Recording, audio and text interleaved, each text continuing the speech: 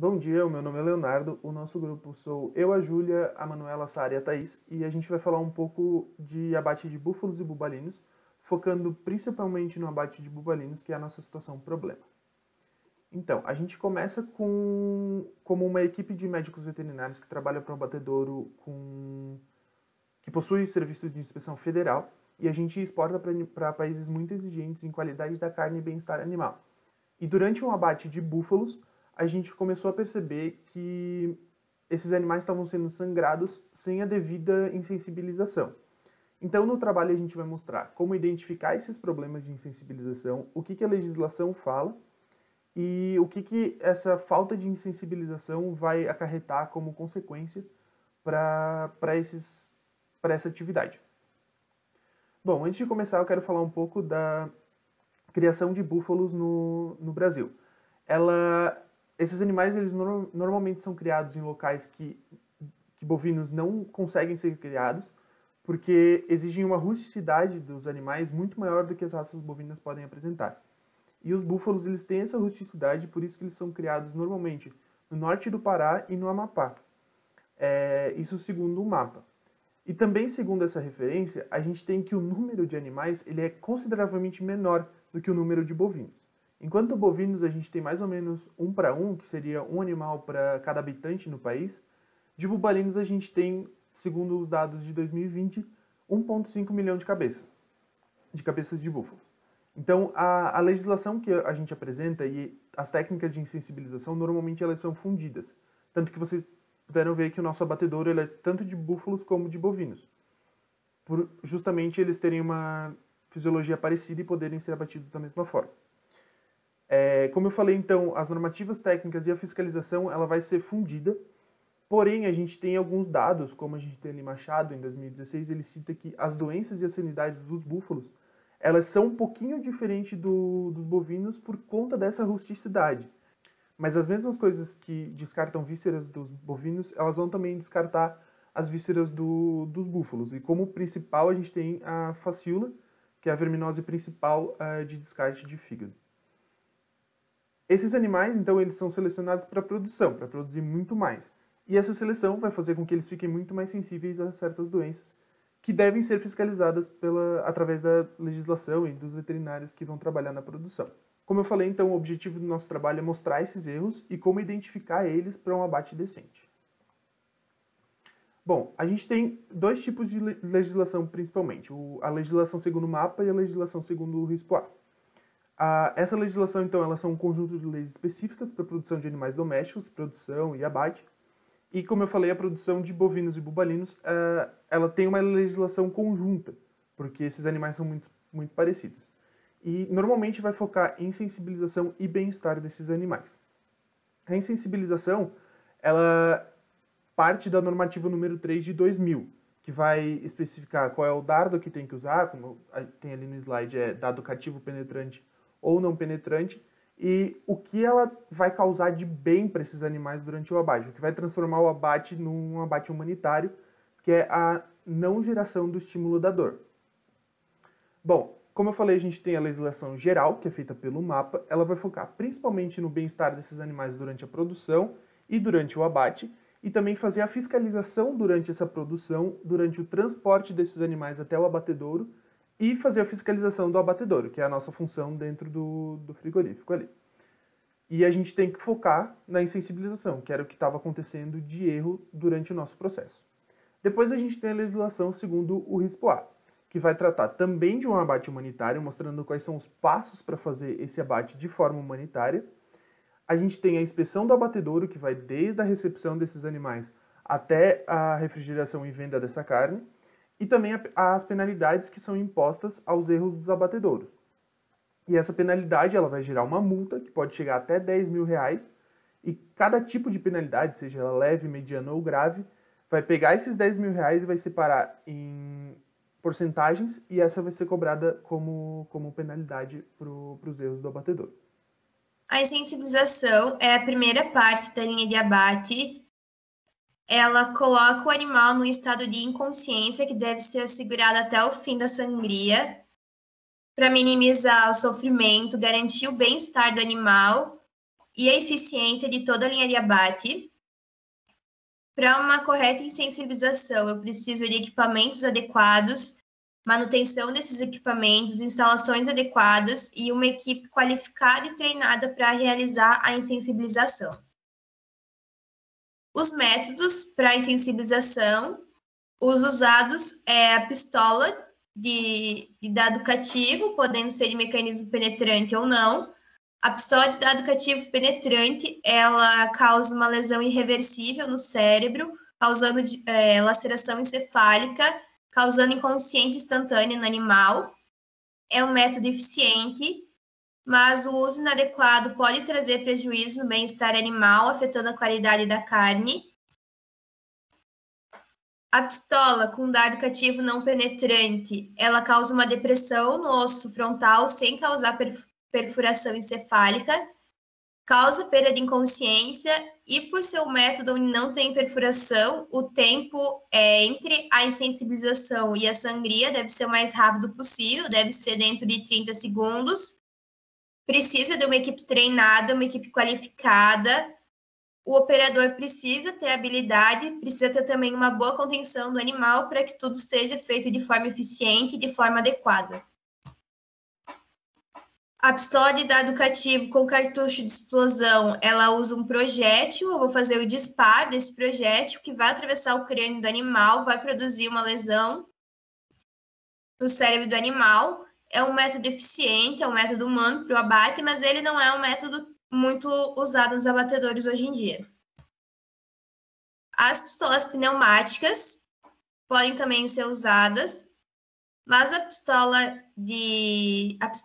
pneumática com penetração, ela vai causar laceração encefálica, vai causar também inconsciência no animal, é um método muito eficiente também.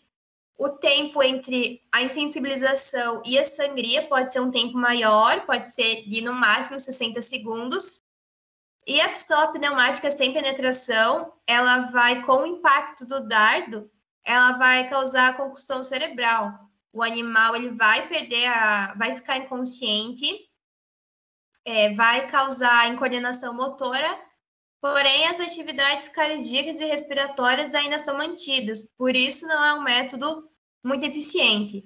E o tempo entre a insensibilização e a sangria é mais curto, né, justamente por não ter penetração, não ter laceração encefálica, vai ser de no máximo 30 segundos. Certo. Então, o que pode levar à falha na insensibilização? Então, nós discutimos e levantamos alguns tópicos. O primeiro deles, e o que a gente acha mais coerente, é o local de disparo, posicionamento e angulação. Por que a gente acha mais coerente? Porque lá no nosso problema, ficou bem claro que era um abatedouro de bovinos e de búfalos, que são duas espécies que, apesar de todo mundo achar que é parecido, têm suas particularidades anatômicas, né? E muitas vezes pode não ser passado isso para quem vai realizar a sensibilização e acabar fazendo disparo no mesmo local, como se fosse uma única espécie. Então, o bovino, como a gente pode ver na primeira imagem, o disparo é feito com uma intersecção de duas linhas imaginárias, né? Que vai da base do chifre até o outro olho, né? Assim. E o encontro entre elas é o local de disparo. Já no búfalo, o local de disparo é entre um olho e outro. Não precisa fazer essa intersecção. Então, por quê? Porque ali é a parte mais fina do frontal do búfalo. Se tu for fazer no mesmo local que o bovino, provavelmente a insensibilização vai dar errado, tá? Então, sobre angulação, a pistola tem que entrar com um ângulo de 90 graus e, de preferência, quem vai realizar o disparo se posicionar fora do campo de visão desse animal, tá? Esperar ele ficar calmo para daí realizar o disparo. Outro erro é o tempo entre insensibilização e sangria. Então, segundo a legislação brasileira, é preciso respeitar o tempo de no máximo 1 minuto entre a insensibilização e a sangria, porque se passar desse tempo, o animal pode retornar à consciência e sentir dor na hora da insensibilização. Então, daí a gente não vai estar respeitando as condições de abate, isso pode refletir na carne e tudo mais. Outra causa é o uso de um método inadequado para insensibilização. Então, a gente já sabe, né, já foi citado que é a pistola pneumática com dardo penetrante e não penetrante, né? Mas pode acontecer de utilizar outros métodos que não seriam os adequados. Então, a marreta é um método que ali na imagem ela compara a marreta com a pistola, né? e ela faz uma grande lesão no tecido ósseo, produz uma contusão crânioencefálica que acaba levando esse animal a sentir dor. E o martelo pneumático, ele vai promover a coordenação motora, só que ele vai manter a atividade respiratória e cardíaca. Então, o animal vai sentir mais do que se fosse com uma pistola pneumática. O boxe de contenção também é muito importante. É importante que esses animais sejam encaminhados para esse box 1 a 1, para não se pisotear, não se estressar demais, tá? É importante que esse box seja individual, para o animal não ver o outro sendo abatido. Também é bem importante a questão de manter a cabeça presa desses animais. Por quê? Porque é o melhor bem-estar, né? Tanto para a qualidade da carne e também para impedir que esses animais se machuquem por ficar movimentando muito a cabeça, tá? E também para conseguir fazer com que o disparo seja certeiro. E levando em consideração o temperamento de um búfalo, é bem importante que essa cabeça esteja bem firme, tá? O número de disparos também pode interferir. Então, o certo é esperar esse animal se acalmar e fazer um disparo único e certeiro. Mas pode acontecer desse disparo não dar certo, ou alguns casos pode acontecer de ser no local correto, mas não insensibilizar.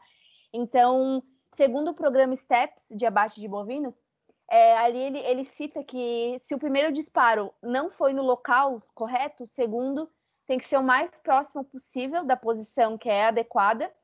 E caso o primeiro tenha atingido o alvo, mas não insensibilizou, como eu comentei, o segundo tem que ser acima ou ao lado, não no mesmo local, senão vai levar o animal a sentir dor. Bom, então o que pode interferir na eficácia da insensibilização vai ser o posicionamento incorreto da pistola, tanto no alvo quanto de angulação, uma pressão irregular da pistola pneumática, uma contenção inadequada dos animais, a utilização de cartuchos impróprio ao tipo de equipamento ou ao tamanho do animal, uma falta de manutenção desses equipamentos, uma falha de equipamento ou uma falha do operador, por ele não ter recebido um bom treinamento ou por ele estar cansado e não conseguir realizar seu trabalho de forma correta. Para saber se foi realizada uma insensibilização de forma correta, iremos observar colapso imediato, membros anteriores esticados, perda de respiração rítmica, olhar fixo e chutes involuntários representados pelos movimentos clônicos. No caso do nosso problema, como houve uma insensibilização de forma errada, a gente identificaria os seguintes sinais. Na sangria, presença de reflexo corneal, rotação do globo ocular, nistagmo, respiração rítmica, tremor e ausência de protrusão de língua.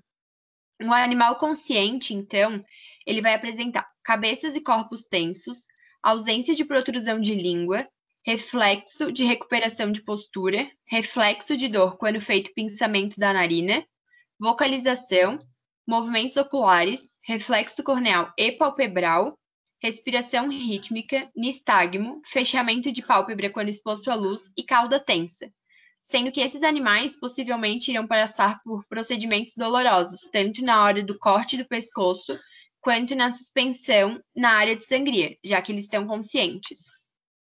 Segundo todas as normas e legislações, é aceitável um erro a cada 500 animais, sendo que é considerado uma insensibilização incorreta quando se tem a presença de um ou mais sinais que eu citei anteriormente. Então, em caso de erro, é necessário a reinsensibilização imediata do animal e que cada operador tenha uma pistola portátil de emergência, pois é inadmissível que se inicie o procedimento de sangria se o animal apresentar quaisquer sinais de sensibilidade. Em relação aos impactos negativos de uma má insensibilização, são em âmbito social, nas exportações e na qualidade da carne. Relacionados ao âmbito social, os consumidores estão cada vez mais exigentes em relação ao bem-estar animal e com a qualidade do produto que eles estão consumindo. Hoje em dia, o consumidor quer conhecer os valores empregados na produção da carne e no processo de abate. Para isso, existem certificados que garantem que o animal foi abatido seguindo todos os protocolos e regras de bem-estar social. Quando não são seguidas, as vendas e a reputação do frigorífico acabam sendo prejudicadas e o frigorífico acaba perdendo esses certificados e selos.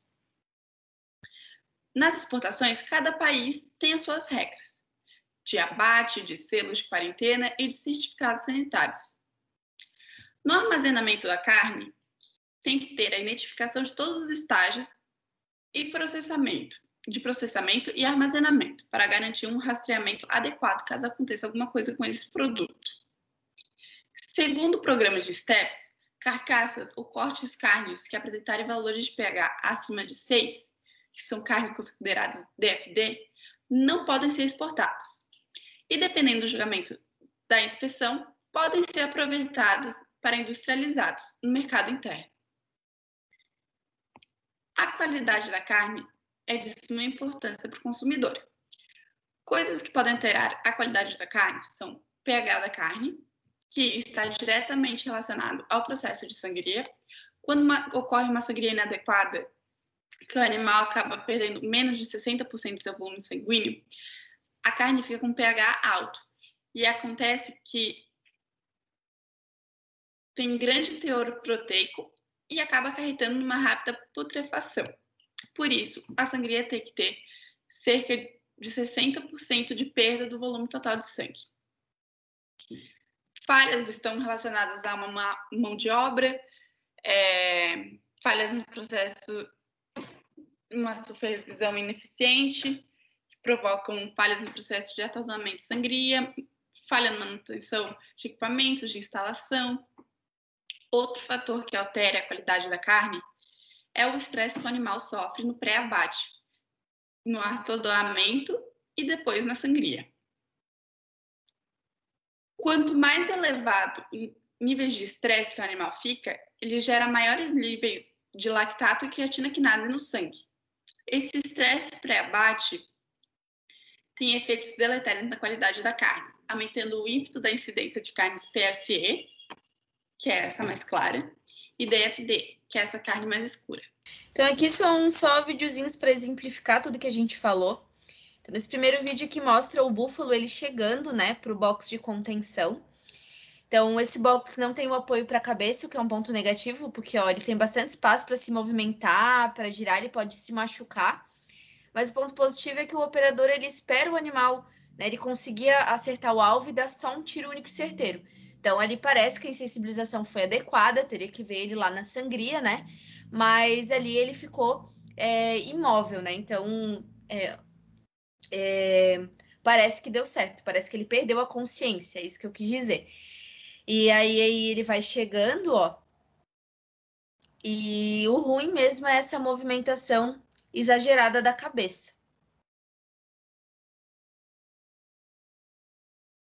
Daí aqui nesse outro vídeo, a gente pode ver os animais bem desconfiados com a câmera, ó. Então, eles saem correndo, eles se aglomeram num canto, então isso pode predispor eles se machucarem, se pisotearem, né, ter uma fratura, alguma coisa aqui, e acabar levando essa carcaça até um outro destino, né, que antes seria muito mais simples só insensibilizar e abater. Então, tem que ter cuidado, né, nessa gravação, não ficar intimando esses animais, né, deixar eles mais tranquilos possíveis. Aqui, ó, também gravando, ó, o animal fica bem desconfiado, ele fica olhando o tempo todo, tipo, o que é isso, né? Aqui me encarando, ó, ele fica bem incomodado, tá? Então, isso não seria o adequado, né, para esse animal, é que ele tá sendo estressado. Mas aí aqui ele vai entrar no box de contenção, ó. Ele entrou. E o ponto positivo desse box é que ele vai ter um apoio para a cabeça vai ficar presa, então impede a movimentação, impede de lesionar a carcaça, né, de ficar muito exaustivo com a cabeça esticada. Mas o operador, a gente vai ver, ó, ele dá 2 disparos, então ele dá mais de um disparo, talvez pela falha na pistola, por uma falha de treinamento dele, e vai ficar bem claro, né? Aí aqui, ó, parece que a sensibilização foi adequada, né? Não deu para ver muito ali os sinais de sensibilização. Mas nesse próximo animal, vai ficar bem claro que ele não dá o tiro no local correto, né? Que é o que a gente acha que acontece muito por aí, né? Só que o curioso é que ele não dá o tiro nem como se fosse um bovino e nem como se fosse um búfalo. Ele dá um tiro totalmente aleatório, ali bem aqui no ápice da cabeça, então realmente sem treinamento nenhum, né? Então isso não é o adequado, né? Então aqui é só para exemplificar tudo que a gente comentou na nossa apresentação. Então, como conclusão e solução do nosso problema, a gente conversou muito e a gente levou alguns pontos em consideração. Então, o primeiro é que os animais que são abatidos ferindo o bem-estar animal, o frigorífico vai responder conforme a interpretação do Auditor Fiscal Federal Agropecuário. Então, se houve dolo ou má-fé do responsável, ele vai ser multado com a infração moderada, que o Léo explicou, né, que é a multa de 20% a 40% do valor máximo, e vai ser solicitada a imediata correção. Se não houve dolo, então ele vai receber apenas uma advertência e uma solicitação para corrigir aquele problema. Então, sobre a linha de abate, né, os animais que estão por vir ainda no abate, a gente concordou que o abate tem que ser parado, e aí depende. Se foi um problema assim bem fácil de resolver, então uma pistola que travou, né, ali a correção de um equipamento, os animais podem ficar no box sem ser contidos, mas isso tem que ser rápido também, porque senão a gente começa a ferir outra norma de bem-estar, tá? E caso seja um problema mais demorado, assim, de ser corrigido, por exemplo, tem que explicar, treinar quem vai realizar a insensibilização de que o local não é adequado, explicar, né, sobre as diferenças anatômicas, se um box travou, se algum equipamento quebrou e não tem outro ali na hora. Aí esses animais, eles voltam, né, para a sala de espera e o problema precisa ser corrigido, para daí poder continuar.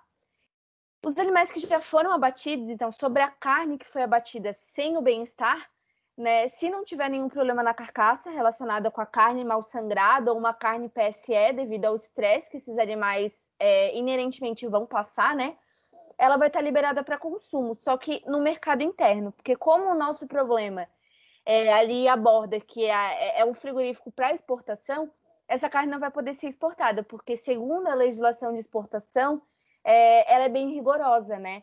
Como a Manu falou. Então, não vai conseguir ser exportada essa carne com falha no bem-estar, tá?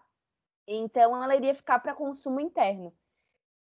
Se tiver alguma alteração, segundo o RISPOA, né, a critério do CIF, a carne vai ser condenada ou destinada ao tratamento por calor. Se tiver algum problema, por exemplo, de carne mal sangrada, né, animal mal sangrado, tá? Então, essa carne para consumo, né, ao tratamento de calor também vai ser para consumo interno. O que levaria a um problema, porque assim, comparado à carne de bovina, a carne de búfalo não é tão consumida, né? Tem algumas regiões do país que consomem, mas o maior consumo está na exportação. Então, a gente iria ter um prejuízo ali. Sem falar que a questão social também, né? As pessoas iriam se comover ao saber que esse frigorífico está abatendo os animais sem o devido bem-estar, então traria um prejuízo, traria um embate econômico ali muito grande para esse frigorífico também, tá? Então, a gente acha que para solucionar esse problema, teríamos que ver realmente qual, né, confirmar o problema que está acontecendo, mas levando em consideração que a gente acha que é o local de insensibilização, o mais provável, então a gente treinaria, né, conversaria com essas pessoas que ficam nessa linha, lidando com as pistolas pneumáticas para ensinar o local correto, iria verificar, né, realmente se está sendo no local correto, tá? E sempre verificar as pistolas, se está tudo correto. Então, mais ou menos por aí seria a nossa solução para esse problema.